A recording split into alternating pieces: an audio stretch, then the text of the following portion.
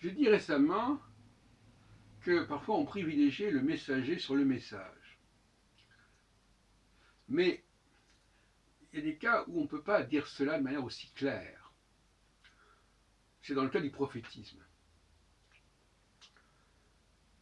Quand on prophétise quelque chose, le message qui est mis en avant, comment peut-on le valider, puisque les choses n'ont pas encore eu lieu.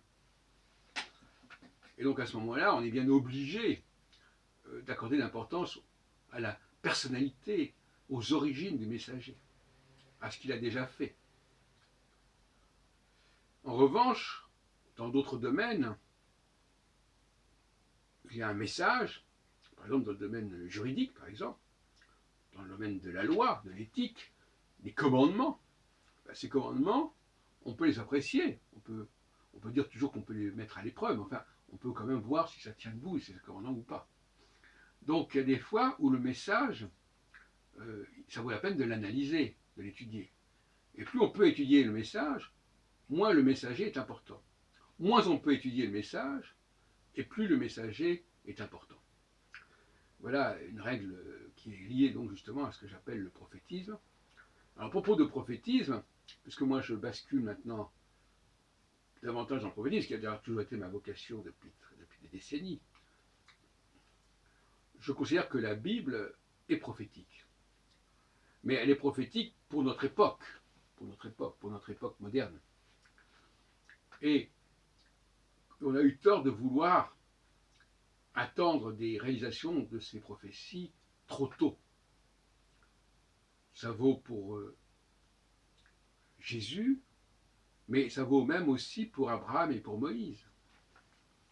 Quand ils ont annoncé qu'on allait entrer en terre promise, est-ce qu'ils n'ont pas été trop vite en besogne?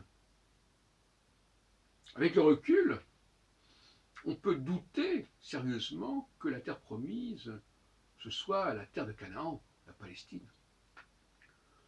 Moi, je pense que cette prophétie, elle annonçait quelque chose de tout à fait différent, à savoir l'Europe, à savoir l'Europe de l'Ouest, à savoir l'Europe autour du Rhin, des deux côtés du Rhin. C'est ça qui, à mon avis, était annoncé par la terre promise. Et donc, toutes ces prophéties qui sont dans la Bible, elles n'ont pas encore été, en tout cas, elles n'ont pu commencer à s'accomplir qu'à partir du XVIe, XVIIe siècle, pas avant. Et donc, chaque fois qu'on a annoncé que ces prophéties se réalisaient, qu'on les avait déjà accomplies, c'était une erreur d'interprétation. Je ne dirais pas que c'est une fausse prophétie, parce que la prophétie, elle est là, mais c'est son interprétation qui est fausse. Et Jésus, ce n'est pas tellement un prophète, puisqu'il se réfère souvent aux prophéties des autres, c'est quelqu'un qui est un interprète des prophéties, plus ou moins inspiré. Plus ou moins inspiré, faut-il le dire. Euh, donc, moi je dis que finalement, le vrai fleuve à atteindre, ce n'est pas le Jourdain, mais c'est le Rhin. Et justement, les Juifs alsaciens ont atteint le Rhin.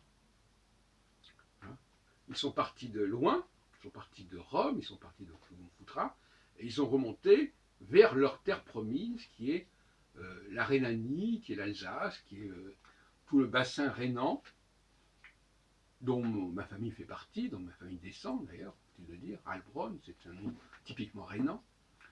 Et c'est cela la terre promise, finalement. Et ce n'est pas la Palestine. Et je rappelle encore une fois que la Palestine, le terre de Canaan, est annoncée à la fois quand Abraham descend d'Ur en Chaldée, va vers Canaan, quand Moïse fait remonter les Hébreux vers Canaan depuis l'Égypte. Bon, c'est une prophétie finalement. Maintenant, cette terre de Canaan, c'est rien du tout, c'est pas grand-chose, n'est-ce pas? Ça n'a pas beaucoup d'intérêt, même si elle a pris une autre dimension depuis la création de l'État d'Israël.